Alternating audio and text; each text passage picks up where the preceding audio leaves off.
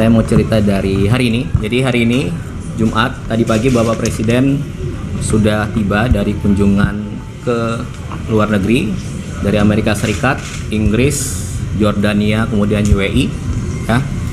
Kemudian hari ini juga nanti sore beliau akan melaksanakan rapat terbatas menjelang berbuka puasa mungkin sekitar jam 4. Kemudian rapat terbatas sampai berbuka.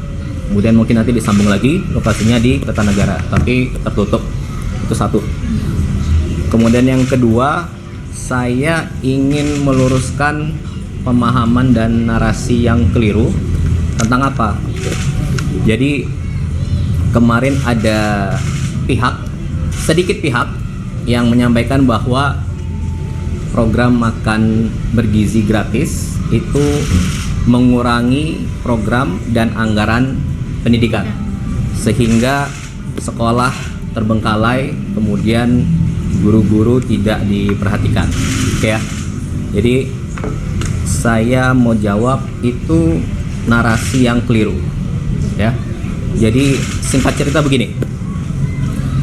Yang pertama, makan bergizi ini bertujuan untuk meningkatkan kualitas sumber daya manusia, dalam hal ini siswa dari PAUD, TK, SD, SMP, SMA dan setingkatnya untuk memperoleh pendidikan di sekolah.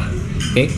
Kemudian anggaran pendidikan ini sudah disepakati bersama oleh DPR, pemerintah, termasuk Badan Anggaran DPR tahun lalu pada September kalau tidak salah, untuk digunakan di 2026, termasuk isi dan peruntukan dari anggaran pendidikan ini.